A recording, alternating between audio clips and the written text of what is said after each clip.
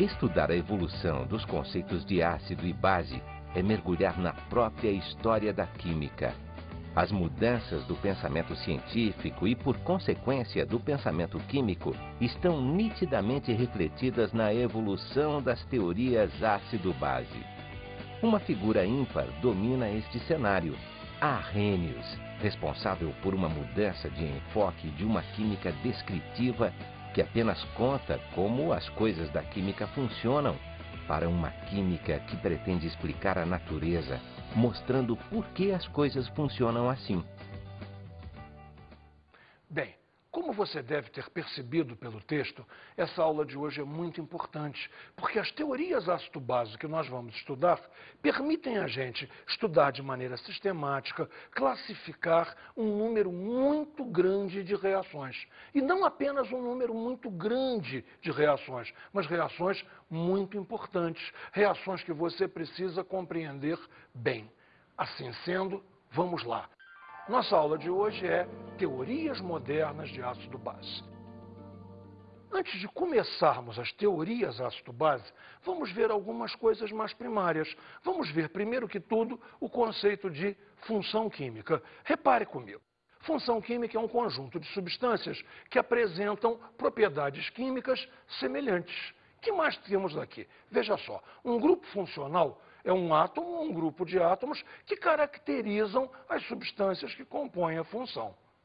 Sabor, por exemplo. O sabor dos ácidos é o sabor azedo. Há exemplos: vinagre, limão, laranja.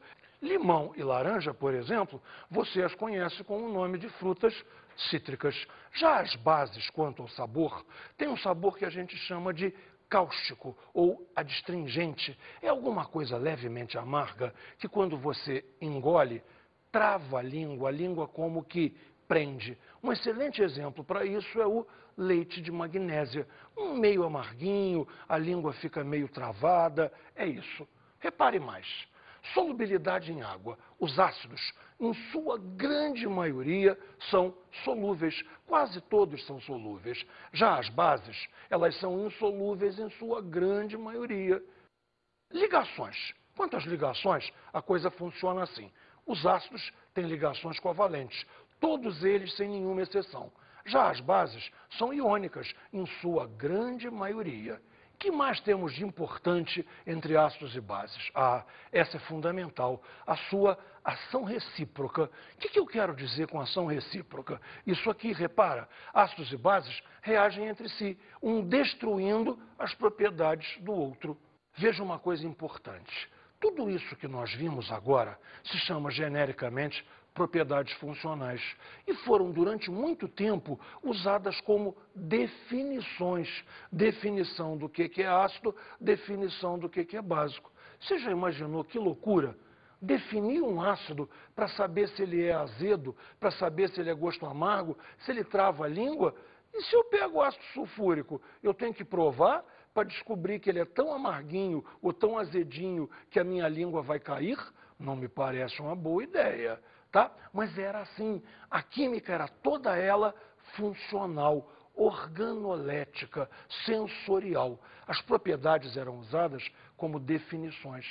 A primeira grande mudança vai ser feita por Arrhenius. Você pode dizer, sem medo de errar, que a primeira teoria moderna de ácido-base é a teoria de Arrhenius. Por quê? Porque ele pretende explicar e não pretende mais descrever. Ele passa a explicar o comportamento de ácido e base em função de coisas estruturais, coisas presentes na fórmula, coisas presentes na molécula. Vamos ver então como é que Arrhenius fez essa grande virada dentro da química. Definição de ácidos. Que são ácidos? Eles, em solução aquosa, se dissociam, produzindo como único cátion H+. Quem será o ânion? Veja, por exemplo, o HCl, que você conhece com o nome de ácido clorídrico. Se você o dissolve dentro da água, a molécula se quebra, dando H+, e Cl-. Então, observe a definição. O único cátion é H+. Isso faz do HCl um ácido. Qual seria, então, a definição para bases? Bem, bases, em solução aquosa, se dissociam, produzindo como único ânion OH-, hidroxila ou hidróxido. O nome hidróxido é mais correto, mas é mais usual falar-se hidroxila. Então veja um exemplo.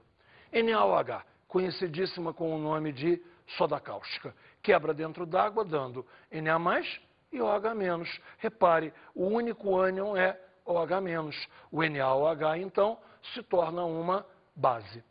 O Arrhenius fez mais uma coisa muito interessante. Ele aproveitou o pacote de definições de ácido e base e definiu os sais também. Repare, a definição de sais é interessante e simples. Note, sais em solução aquosa não produzem H+, nem OH-.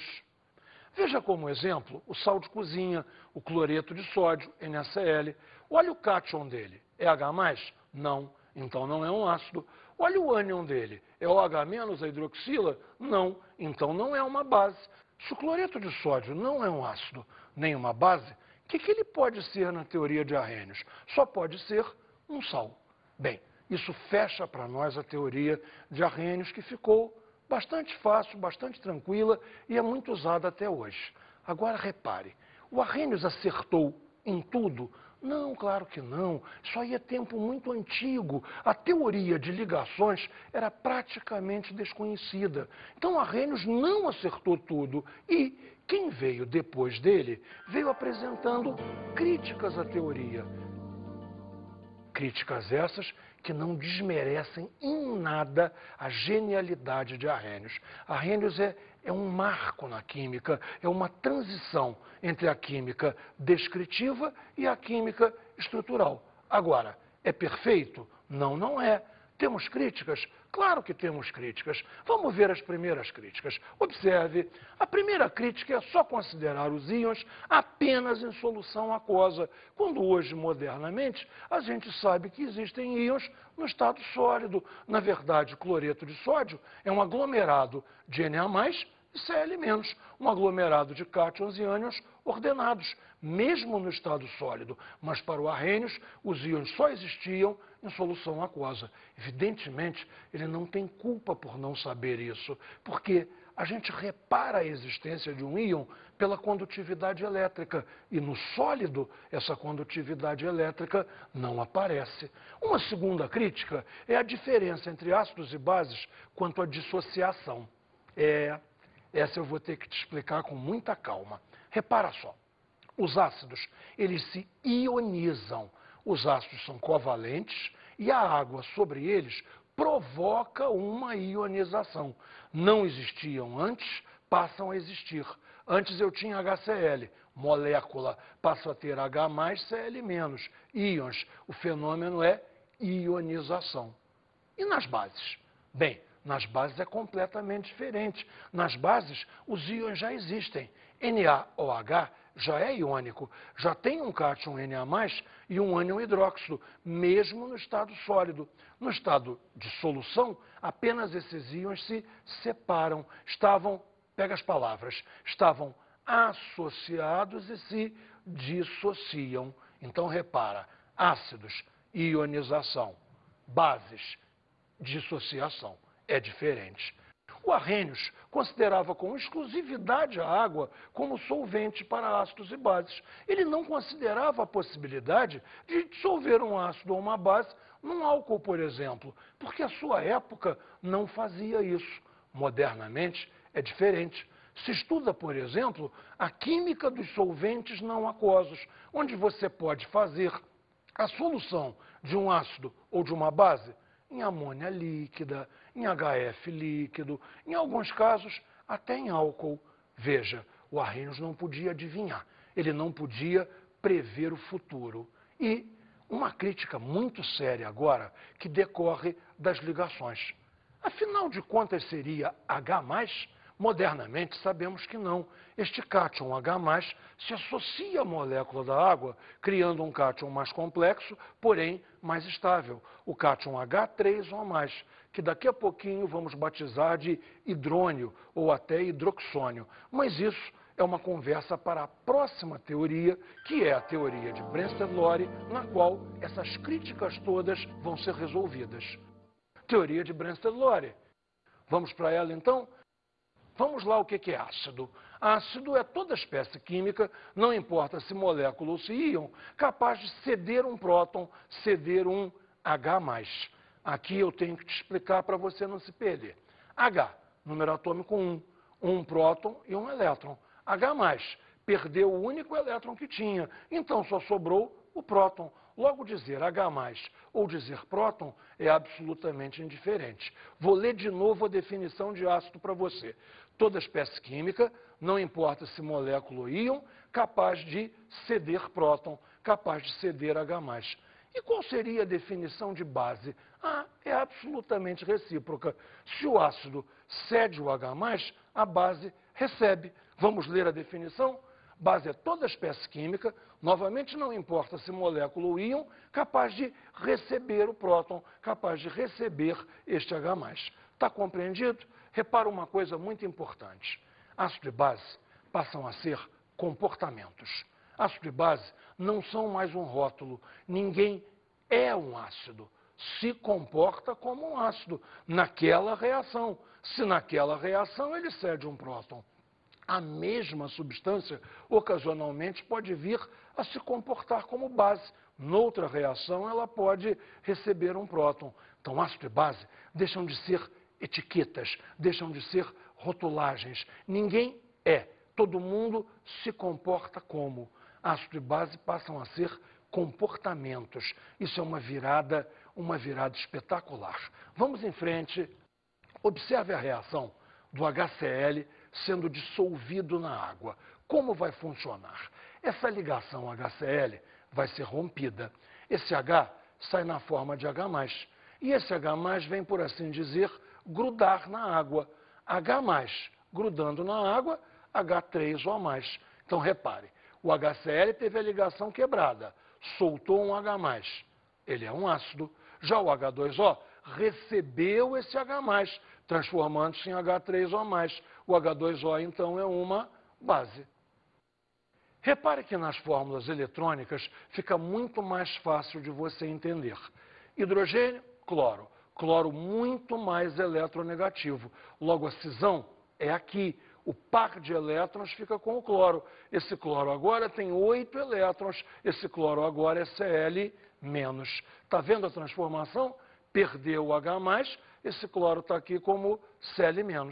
Se o HCl cedeu o H+, ele é o ácido. Cedeu para quem? Para a base.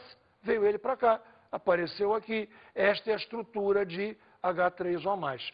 HCl cedeu, é ácido. Água recebeu, é base. Nas fórmulas eletrônicas é realmente muito mais fácil de ver. Mas vamos atacar agora uma segunda novidade da teoria de Brenzlori. É a seguinte: você pode analisar tanto a reação direta quanto a reação inversa. Você pode analisar como se o sistema fosse reversível. Analisamos a reação direta e analisamos também a reação inversa, mas com o mesmo enfoque. Quem cedeu o próton, quem recebeu o próton. Então vamos lá ver primeiro a reação direta. HCl mais H2O. O HCl cede o próton para a água. Como já tínhamos visto, o HCl é o ácido, a água é a base. Porém, na reação inversa temos o sentido para lá. H3O+, Cl-. O H3O+, vai ceder um próton. Cedendo um próton, ele se transforma em água. Ceder um próton para quem? Para o Cl-. Cl- recebendo um próton, se transforma em HCl. Então, H3O+, é ácido. Cl- é base. Veja, conseguimos enfocar tanto a reação direta quanto a reação inversa de uma mesma maneira, com o mesmo ponto de vista. Quem dá o próton é ácido, quem recebe o próton é base. Isso, novamente, é revolucionário. Veja, na teoria de Arrhenius, para ácido eu precisava de uma reação, para base eu precisava de outra reação. Agora não, eu analiso ácido e base na mesma reação e em dois sentidos. Isso é uma mudança muito grande também. Vamos então fechar essa ideia apresentando o conceito de ácido e base conjugados. Que são ácido e base conjugados? Um ácido e uma base que diferem entre si por H+. Repare assim, olha só. um ácido HCl, deu um H+. Cl- que sobrou é a base conjugada dele. Eu chamo HCl e Cl- de ácido e base conjugados. H2O com H+, virou H3O+. H2O recebeu um próton, virou H3O+. Recebeu um próton, base. H3O+, então, é ácido, base e ácido conjugados. Repare uma coisa importante. O ácido e a base conjugados diferem entre si de H+. Quem tem o H+, pode dar, logo é o ácido. Quem não tem o H+, pode receber, logo é uma base. O próximo esquema mostra bem isso. Repare, ácido perdeu o H+, virou base. Base ganhou o H+, virou ácido. Está perfeita a ideia para você? Finalmente, esta é a melhor forma da teoria de Brenzellori. Repare os conjugados. HCl, Cl-. O que nós fazemos? Chamamos de ácido 1, chamamos de base 1.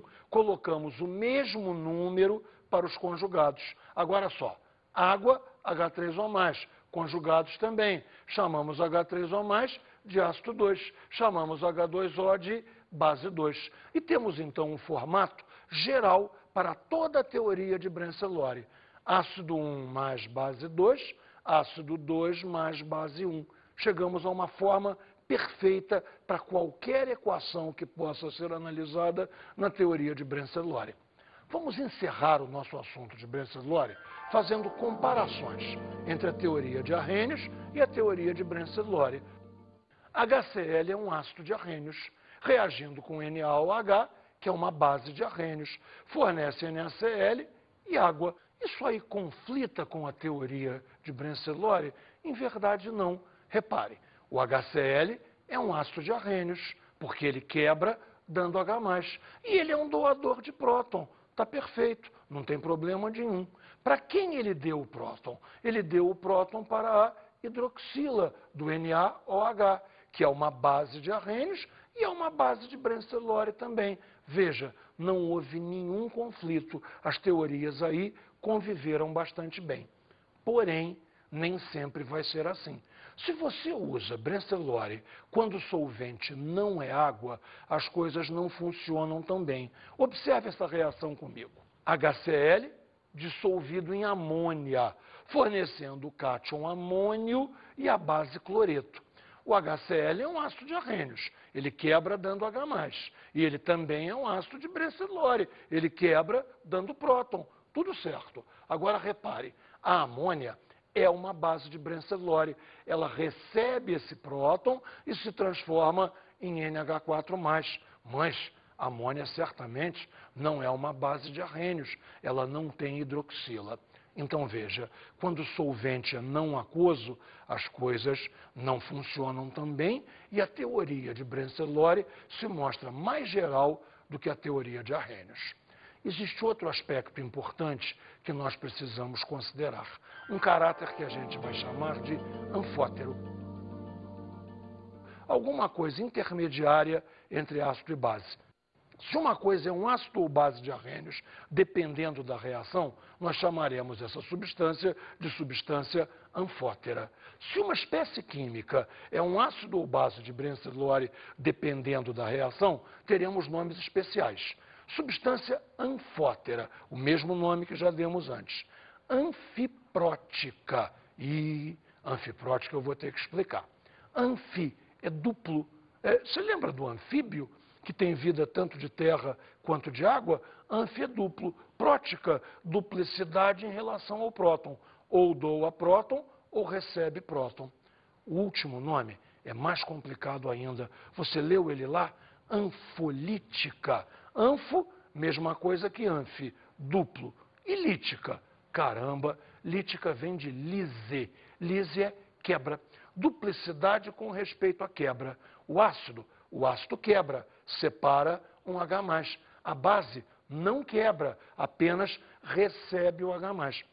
Duplicidade em relação à quebra. Ou quebra ou não quebra. Se quebra, é ácido. Se não quebra, é base. Entendeu todos os nomes? Um exemplo fundamental de substância anfiprótica, anfolítica, anfótera, tudo que você quiser, é a água. Observe nessas reações.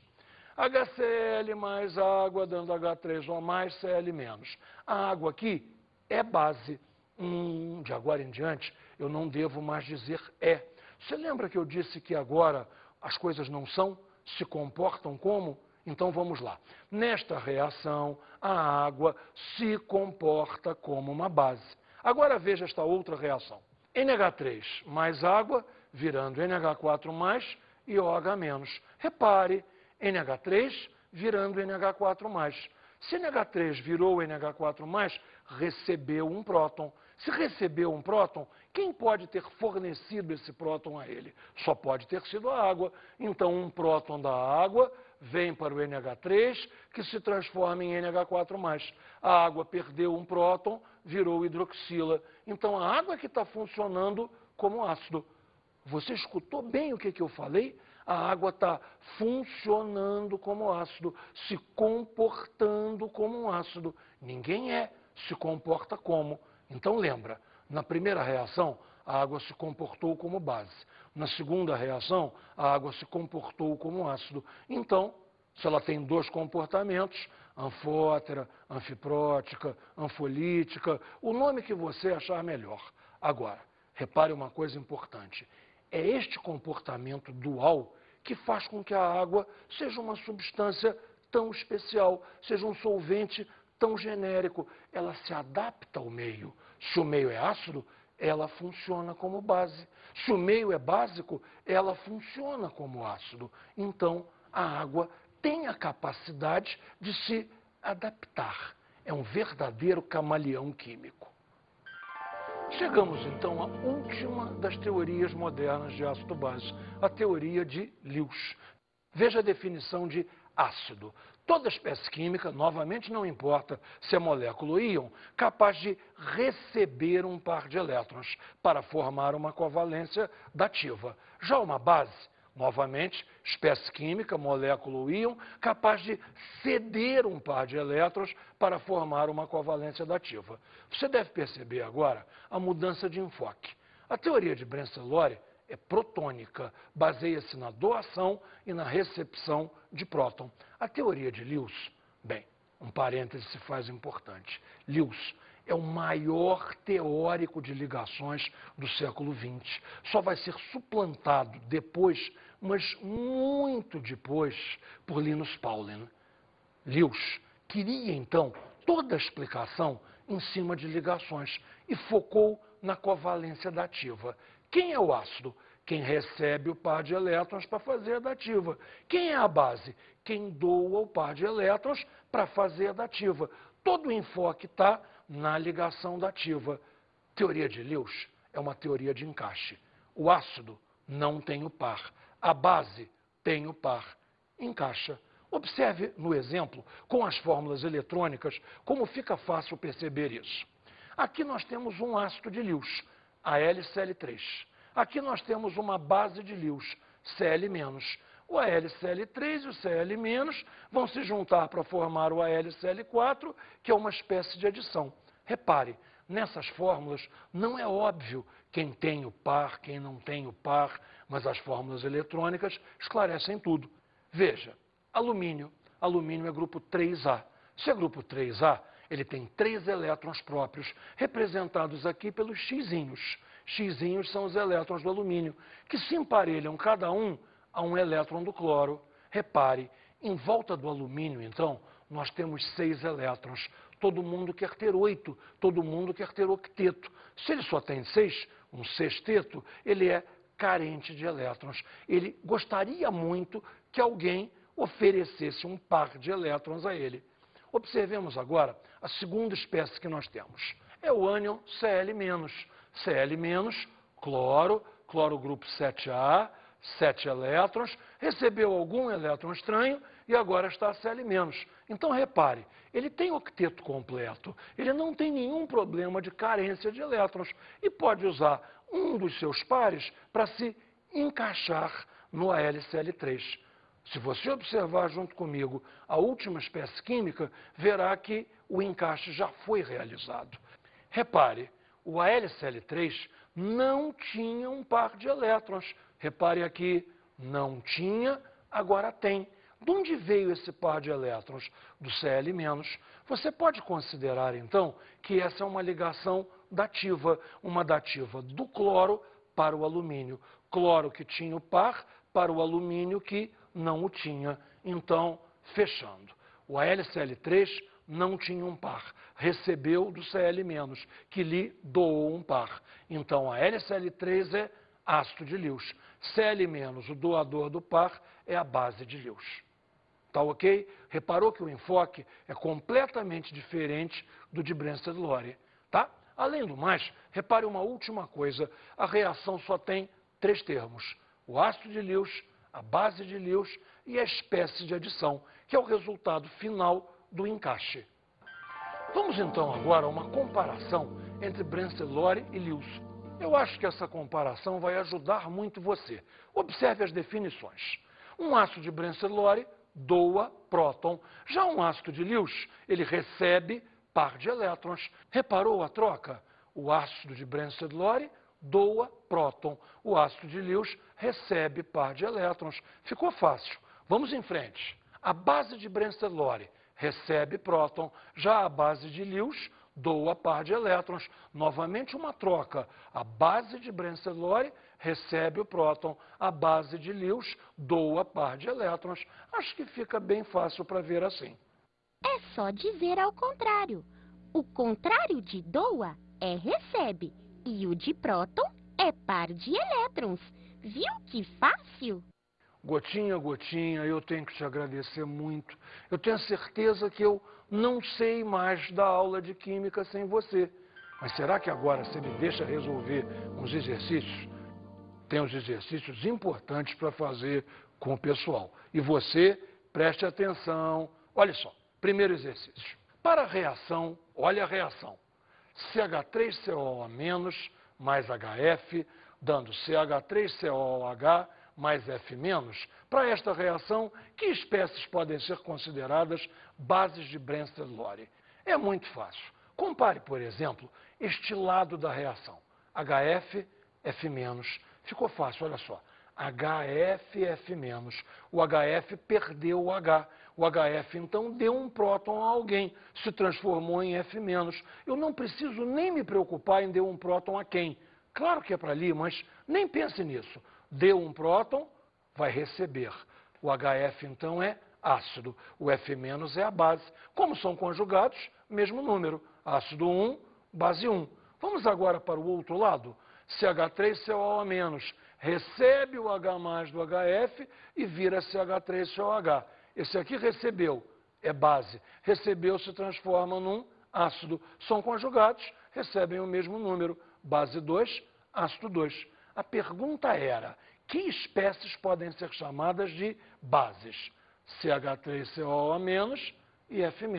São as bases de Brensted-Lowry desta reação. Tá perfeito? Vamos direto para uma outra reação de Brensted-Lowry. Note aqui. Qual ou quais a coluna ou as colunas que contêm somente ácidos, segundo a teoria de Brensted-Lowry? Vamos então de Brensted-Lowry outra vez. Temos aqui 3 reações para analisar. Repare aqui. NH4+. NH4+ dá um próton para OH-. NH4+ é ácido, OH- é base. H3O+, dá um próton para OH-. H3O+ é ácido, OH- é base.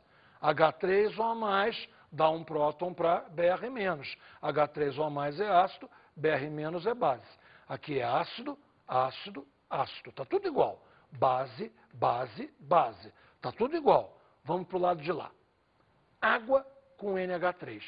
A água entrega um próton para o NH3. Se a água entrega um próton para o NH3, a água é ácido. O NH3 é base. Aqui temos água e água. É indiferente quem chamamos de ácido, quem chamamos de base. Vamos comparar então com a última. HBr mais água. O HBr doa um próton para a água que se transforma em H3O+. HBr então é ácido. Aqui é base, essa coluna não está toda igual. Logo, essa coluna não está toda igual. Coluna de igualdade, esta onde todos são ácidos. De acordo com o critério de Lewis de acidez e basicidade, como podem as espécies a seguir ser classificadas? Bem, a primeira espécie é a LCl3. A LCl3. Vamos lá. Alumínio. Alumínio é grupo 3A. Se alumínio é grupo 3A, no último nível tem 3 elétrons. Emparelha cada um desses 3 elétrons com o cloro, obtendo então um sexteto. Logo, a LCl3 é uma espécie química elétron carente. Se ele tem sexteto e gostaria de ter octeto, pode perfeitamente receber um par de elétrons. Se pode receber um par de elétrons, é um ácido de Lewis. Tá certo? Visualizou? Vamos à próxima espécie. Próxima espécie, água, H2O. Oxigênio. Oxigênio, grupo 6A. Grupo 6A, 6 elétrons, vai emparelhar 2 desses 6 com os hidrogênios. Logo, sobram 4 elétrons, ou seja, 2 pares que podem ser usados, podem vir a ser usados para fazer uma ligação dativa. Então, na água, existem 2 pares disponíveis que podem ser doados por uma dativa. Se eles podem ser doados, então a água é uma base de Lewis. Próxima espécie, NH3. Como é que eu vou analisar NH3? Da mesma forma que eu analisei a água. N, grupo 5A, 5 elétrons. Desses 5 elétrons, emparelha 3 com os hidrogênios. Sobram 2, sobra um par que pode ser doado. Logo, o que é a amônia? Uma base de Lewis. Ela tem um par para ser doado. Finalmente, vamos analisar a espécie CH4, o metano. Essa é a análise mais complicada para você entender, mas eu tenho a certeza que vai dar certo. Repare, carbono, grupo 4A. Grupo 4A vai ter que emparelhar seus 4 elétrons com os hidrogênios. Se ele usa os 4 elétrons para emparelhar, sobrou algum par para dar para alguém? Não, não sobrou par nenhum para dar para alguém. Se não pode dar para ninguém, não é base. Por outro lado, será que está faltando elétron? Tem alguma carência? Não tem. Formou octeto. Nem cabe mais um par. Então, não é ácido nem base. É assim. Há espécies que, na teoria de Lewis, não podem ser classificadas nem como ácido, nem como base. O metano é uma delas. Acho que fizemos exercícios importantes, bons exercícios, que ajudaram você a fechar na sua cabeça a teoria de ácido-base como um todo. Ok?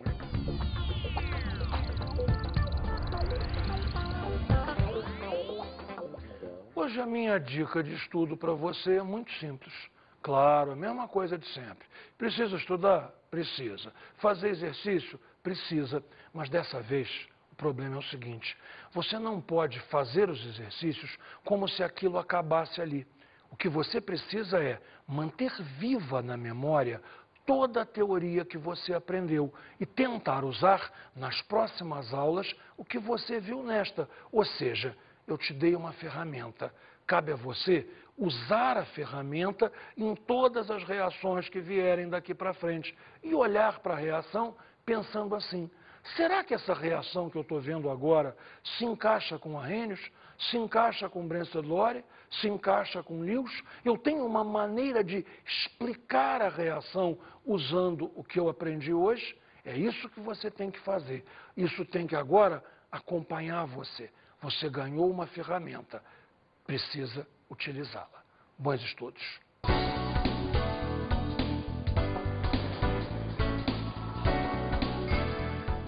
Na aula de hoje estudamos as teorias modernas de ácido-base. Que são as teorias de Arrhenius, Brensted-Lowry e Lewis. Comparamos as teorias de Arrhenius e Brensted-Lowry. Vimos que não conflitam se o solvente é água. Agora, se o solvente é não aquoso, a coisa já não flui tão bem. Conhecemos o caráter anfótero, do qual a água é, sem a menor dúvida, o principal exemplo, podendo se comportar como ácido ou como base. E vimos a teoria de Lewis, que é um interessante contraponto à teoria de Brenzellori. Brenzellori é protônica e Lewis é eletrônica, o que aumenta em muito a nossa possibilidade de análise. Bons estudos!